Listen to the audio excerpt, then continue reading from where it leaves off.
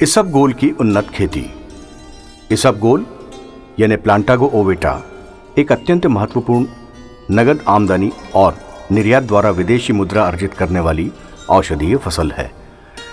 इसको अश्वगोल, उमती, जीरू, इसकोल कई नामों से जाना जाता है और अंग्रेजी में सीलियम के नाम से भी जाना जाता है। कुल औषधीय फसलों के उत्पादन और निर्यात में इसबगोल का स्थान प्रथम है। देश के कुछ प्रमुख राज्य जैसे मध्य प्रदेश, गुजरात, राजस्थान, पंजाब, हरियाणा और उत्तर प्रदेश राज्यों में इसकी खेती लगभग 50,000 हेक्टेयर से अधिक क्षेत्रफल में हो रही है। मध्य प्रदेश के मंदसौर और नीमच जिले इसके उत्पादन में प्रमुख स्थान रखते हैं। जानते हैं इसबगोल का औषधीय महत्व। इसबगोल के बीज पर पाए जाने वाला छिलका ही इसका औषधीय उत्पाद है, जिसे इसबगोल की भूसी के नाम से जाना जाता है। भूसी में पानी सोखने की अत्यधिक क्षमता होती है, इसीलिए इसका उपयोग पेट की सफाई, कब्जियत, दस्त, अल्सर, बवासीर जैसे बीमारियों के लिए उपचार में किया जाता है। आइए हम जानते हैं कि इसबगोल के लिए भूमि और जलवायु की आवश्यकता क्या है। इसबगोल की खेती के लिए शीतोष्ण जलवायु सर्वोत्तम मानी जाती है। इसके बीजों के अंकुरण के लिए 20 से 25 डिग्री सेल्सियस तापमान तथा पौधों की उचित बढ़वार के लिए 30 से 35 डिग्री सेल्सियस तापमान की आवश्यकता होती है। इसके लिए अच्छी जल निकास वाली दोमट या बलुई दोमट मिट्टी, जिसका पीएच मान 7 से 8 के बीच का हो, इसकी खेती के लिए सर्वोत्तम होता है। भूमि की तैयारी के लिए हम इन बातों का ध्यान रख सकते हैं कि इसबगोल की खेती के लिए 2 बार आड़ी और खड़ी जुताई करके पाटा चलाकर मिट्टी भुरभुरी बना दी जाती है और इसको समतल किया जाता है और खेत को सिंचाई सुविधा अनुसार उपयुक्त आकार की क्यारियों में विभाजित कर लिया जाता है। ध्यान रहे, क्यारियों की लंबाई 8-10 मीटर लंबी और 3 मीटर से अधिक चौड़ी ना हो। जातियों का चुनाव। इसबगोल की उन्नत जातियां हैं जवाहर इसबगोल 4। यह किस्म राजमाता विजयराजे सिंधिया कृषि विश्वविद्यालय ग्वालियर के अंतर्गत आने वाले कैलाशनाथ काटजू उद्यानिकी महाविद्यालय मंदसौर द्वारा विकसित की गई है। इससे औसतन उत्पादन 13 से 15 क्विंटल प्रति हेक्टेयर लिया जा सकता है। गुजरात इसबगोल 2, इससे औसतन 9 से 10 क्विंटल प्रति हेक्टेयर उत्पादन लिया जा सकता है। बीज की मात्रा की बात हम करें तो सबसे पहले बीजों को बुआई के पहले अच्छी तरह साफ कर लेना चाहिए, जिससे कि मुख्य फसल के साथ किसी अन्य फसल के बीज या खरपतवार के बीज ना हो। मुख्य फसल से पोषक तत्व, स्थान और प्रकाश के लिए प्रतियोगिता ना हो। इसबगोल की सफलतम खेती के लिए बड़े आकार के रोग रहित 4 से 5 किलोग्राम बीज प्रति हेक्टेयर पर्याप्त होते हैं। हर फसल की तरह इसबगोल में भी बीजोपचार का महत्व है। इसबगोल की फसल को मृदा जनित बीमारियों से बचाने के लिए इनके बीजों को बोने से पूर्व उपचार अवश्य कर लेना चाहिए। उपचार के लिए 2 ग्राम डायथेन M45 और 1 ग्राम कार्बेडाजिम या मेटालैक्सिल 35 SD 6 ग्राम प्रति किलो बीज के दर से उपचार करना चाहिए। इसबगोल की बुआई के लिए सही समय होना चाहिए। इसबगोल की अगेती बुआई करने पर फसल में ज़्यादा वानस्पतिक वृद्धि हो जाती है और फसल में मृदुल आसिता रोग का प्रकोप बढ़ जाता है और देरी से बुआई करने पर वर्षा होने की आशंका के कारण बीज झड़ने का अंदेशा रहता है। इसीलिए किसान को इसबगोल की बुआई अक्टूबर के अंतिम सप्ताह से नवंबर के दूसरे सप्ताह तक कर लेने चाहिए। बोने की विधि। बोने की विधि में खास बात यह है कि इसके बीज काफ़ी महीन होते हैं, इसलिए बुआई के पूर्व इसमें बराबर मात्रा में रेत मिलाकर कतार में या छिड़कवा विधि से बो सकते हैं। बोते समय यह सावधानी अवश्य रखें कि बीज 2 सेंटीमीटर से ज़्यादा गहरे न जाए। कतार से कतार की दूरी 30 सेंटीमीटर रखनी चाहिए। खाद और उर्वरक। इसबगोल की फसल से अधिक पैदावार लेने के लिए 5 टन अच्छी सड़ी हुई गोबर की खाद जुताई के समय मिलानी चाहिए। इसके अलावा अतिरिक्त 50 किलोग्राम नत्रजन को 2 हिस्सों में प्रथम 25 किलोग्राम बुआई के समय और शेष 25 किलोग्राम प्रथम सिंचाई पर देना उपयुक्त माना गया है और 40 किलो स्फुर और 20 किलोग्राम पोटाश बुआई के समय दे देना चाहिए। इसबगोल में सिंचाई या जल का प्रबंधन। इसबगोल को बोने के तुरंत बाद सिंचाई करें, जबकि भारी जमीन में अच्छे अंकुरण के लिए 5-6 दिन बाद गलवन सिंचाई करें। अंकुरण के उपरांत 30 दिन बाद यानी 1 महीने बाद कल्ले निकलने की अवस्था पर और दूसरी सिंचाई बाली निकलने की अवस्था पर 60 दिन के बाद देना चाहिए। इसके उपरांत सिंचाई नहीं देना चाहिए क्योंकि इसमें बीमारियों का प्रकोप बढ़ जाता है और उपज भी कम प्राप्त होती है। इसबगोल में खरपतवार का समुचित प्रबंधन भी करना चाहिए।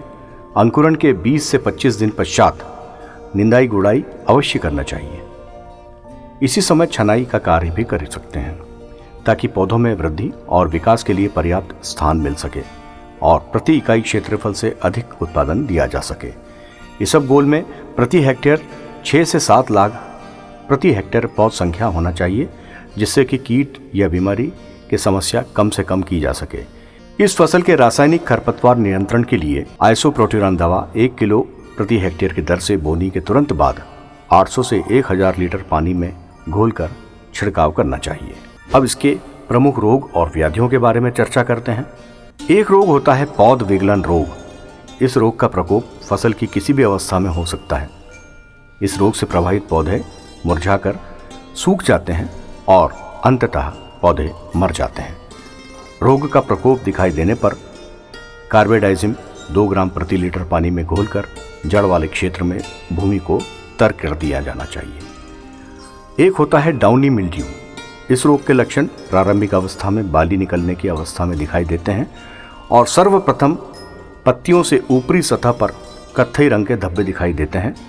पत्तियों के निचले भाग में सफ़ेद जाल दिखाई देने लगता है और पत्तियां मुड़ जाती है, जिससे उत्पादन और गुणवत्ता दोनों ही प्रभावित होती है। इसके उपचार के लिए 3 ग्राम डायथेन M45 या 3 ग्राम कॉपर ऑक्सीक्लोराइड या 2 ग्राम मेटालैक्सिल मैंकोजेब प्रति लीटर पानी में घोलकर छिड़काव कर दिया जाना चाहिए। मोला यानी माहो।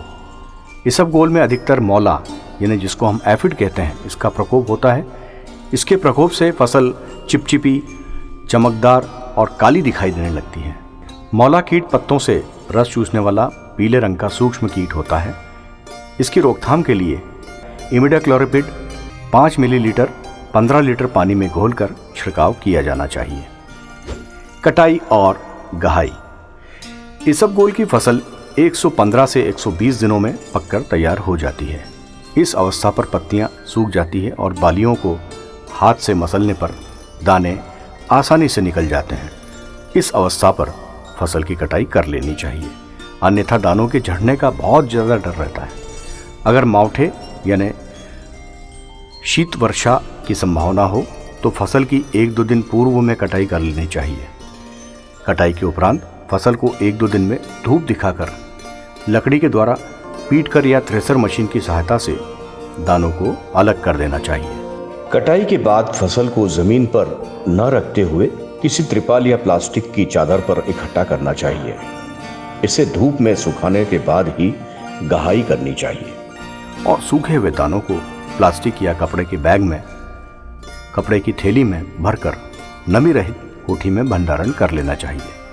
इसबगोल की खेती से अच्छा मुनाफा कमाया जा सकता है।